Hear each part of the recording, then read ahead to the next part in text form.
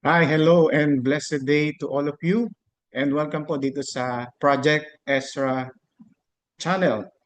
Ang channel po nito ay naglalayon na matulungan po yung mga nais mag-memorize ng salita ng Diyos. Memorize what matters to God and matter to us, which is the Word of God. Sa Old Testament po ay meron pong Bible character na ang pangalan po ay Ezra. Ang sabi po sa Ezra chapter 7 verse 10, Ezra studied, live out, and teach the word of God. O teach the law. Yun po sana yung gusto nating ma-achieve dito po sa channel na to. Kung magaling na po yung memory nyo, pag memorize nyo sa Bible, you don't need this channel. Pero doon po sa mga nagnanais na makamemorize ng salita ng Diyos, you are very much welcome. Bakit po Project Ezra?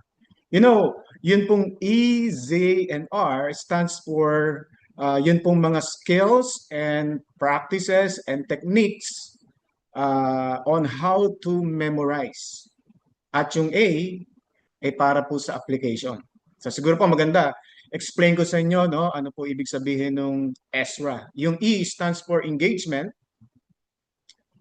Yun pong Z stands for zoom. Yes po, zoom. Zooming in a location.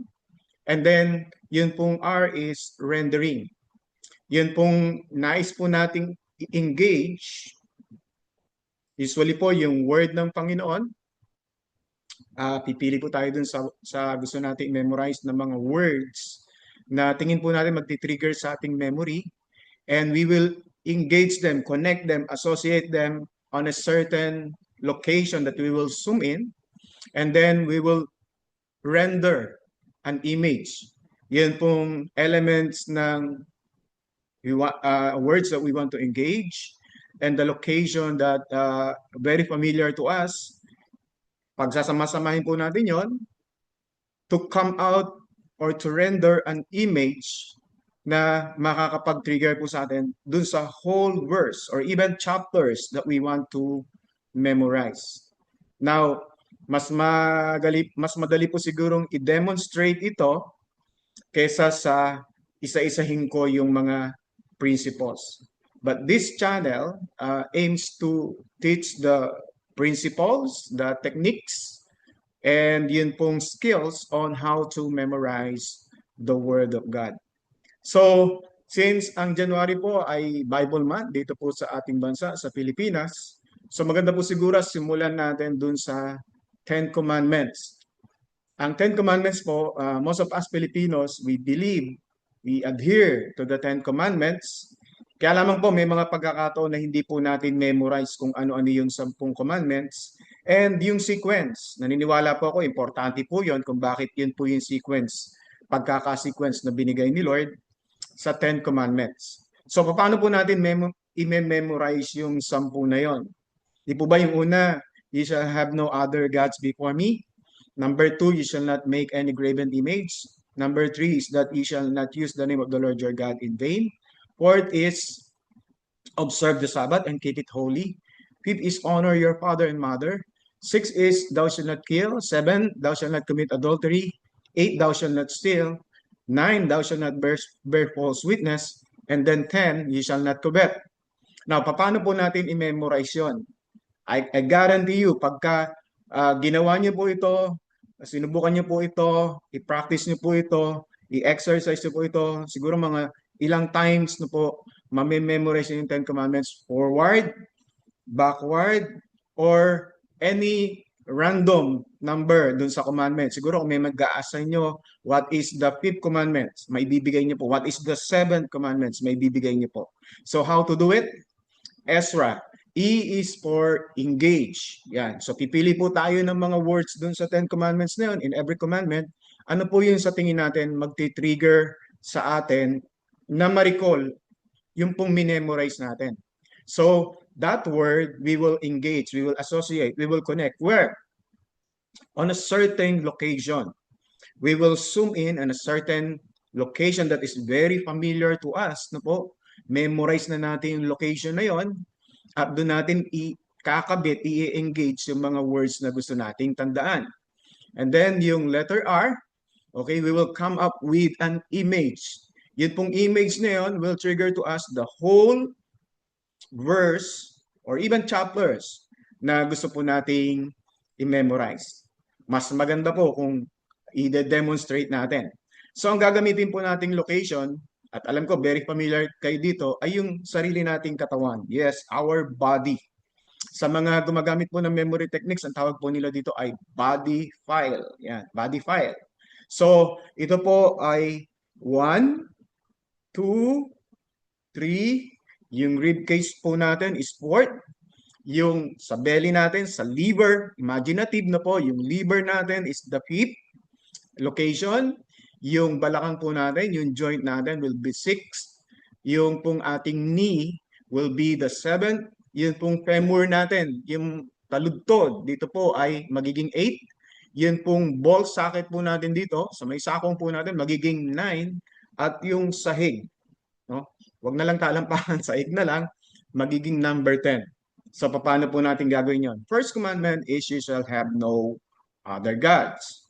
So, imagining nyo po, dito po sa number 1, sa top po natin, sa tuktok po natin, inaalis po natin yung mga Diyos-Diyosan. Yan. Imagining nyo, meron kayong Diyos-Diyosan dyan, tinatabig nyo, inaalis nyo. Why? Because you shall have no other gods. Anong meron dito? Diyos-Diyosan. Imagining nyo po, no? I-render nyo po na inaalis nyo yung Diyos-Diyosan. That will trigger to you shall have no other gods. Now, for the second, you shall not make any graven image. Ang imagination ko po dito, merong grave, libingan, no? To trigger the word grave, graven, yan. Meron pong grave dito, inaalis din natin because you shall have no any graven, you shall not make no any graven image. Now, for the third commandment, ano po yung third commandment? You shall not use the name of the Lord your God in vain. So, tamang-tama po, bibig natin, no? Ginagamit natin sa pagsasalita, no?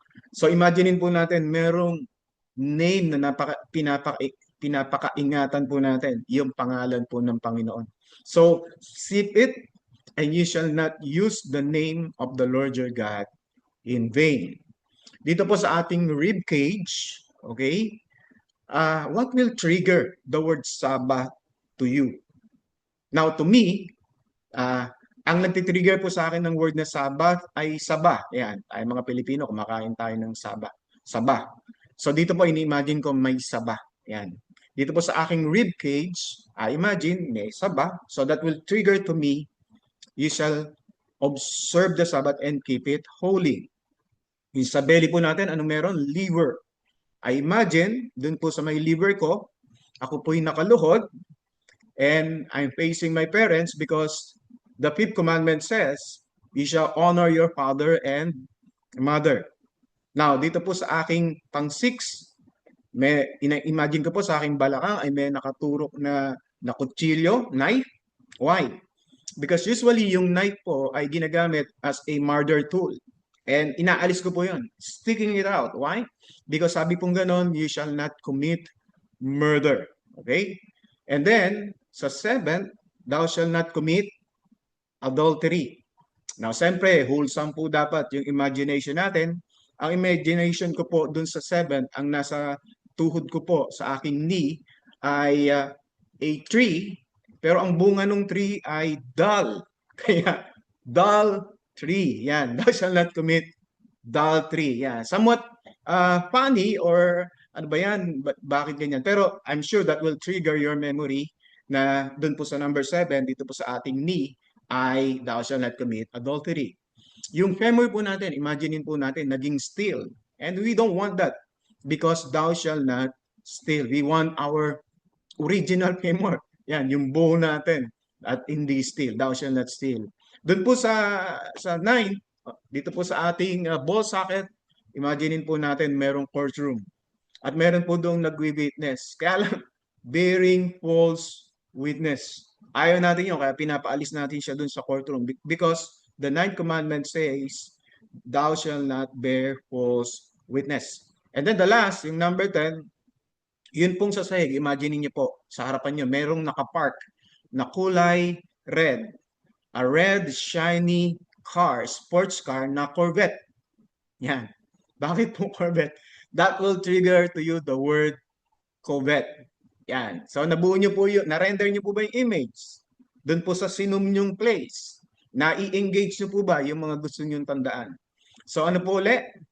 Inaalis natin yung gods. Thou shall not have uh, thou shall have thou shall not have other gods before me. Thou shall not have any other gods before me. Ano po yung sa nose natin? Ano inaalis natin? Grave. Thou shall not make any graven image. Ano po yung nasa bibig? Yes, no? Thou shall not use the name of the Lord your God in vain. Ano pong meron dito sa rib cage? Yan. Ano mga nakasabit doon? Saba. Yan. Thou shall observe the Sabbath and keep it holy. Ano po yung nasa liver natin? Yes, nakaluhod ako. I'm honoring my parents because the fifth commandment says, honor your father and mother.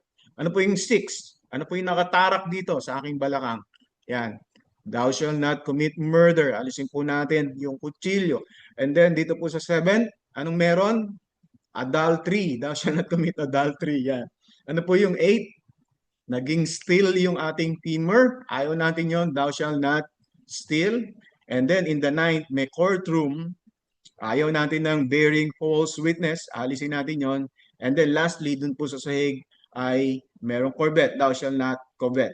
Now, pag inulit-ulit nyo po yan, I'm sure magagawa nyo po pabalik, no? From 10, 9, 8, 7, and so on. And even somebody will ask you, no? Na ano yung fifth commandment? Yan. Ano yung nasa liber natin? Diba? Nakaluhod. Honoring the parents. Ano po yung 7? Ano pong klaseng 3? Adultery. Thou shall not commit adultery. Yan. Ano po yung third? Ano po yung iniingatan natin? Thou shall not use the name of the Lord your God in vain. Yan. So yun po yung sample, no? And ito pong technique na to, ito pong Esra na to, di ba? Actually, ang ginamit po natin doon, yung three principles, engage, zoom, and rendering. Pero yung A din po ay importante. Yung letter A stands for application. Now, aanin po natin na ma-memorize natin yung salita ng Diyos kung hindi po natin i-apply. At ang sabi ko po kanina, I believe so, na may purpose kung bakit po ganun ang pagkakasunod-sunod. I believe na yung first 4 commandments is about our vertical relationship with God. And the next 6, yun pong ating horizontal relationship, which is our relationship with other people. Now, as an application, ano dun sa 4 yung uunahin mo? Dun sa ating vertical relationship with God. At alin naman dun sa 6 ang uunahin mo para po ipa-prioritize natin para po sa ating horizontal, yung relationship po natin sa ibang tao, sa ating kapwa, ating asawa, anak, o pamilya, o mga kapitbahay, o katrabaho. So I hope ito pong maikling video na to ay nakatulong sa inyo na mag-memorize yung 10 Commandments. And in the succeeding videos na gagawin po natin, God willing, magawa po natin, ma-share ko po sa inyo in details yung mga principle at magagamit nyo po, no, sa pag-memorize ng mga huge amount of verses. Ginamit ko po ito in memorizing Psalm 119, Book of Colossians, letter ni Paul sa Philippians, James, and I'm trying now with Ephesians. So with that, muli magandang araw po sa inyo. Pagpalain po tayo ng ating Panginoon. Bye and God bless. See you sa next video. God bless po.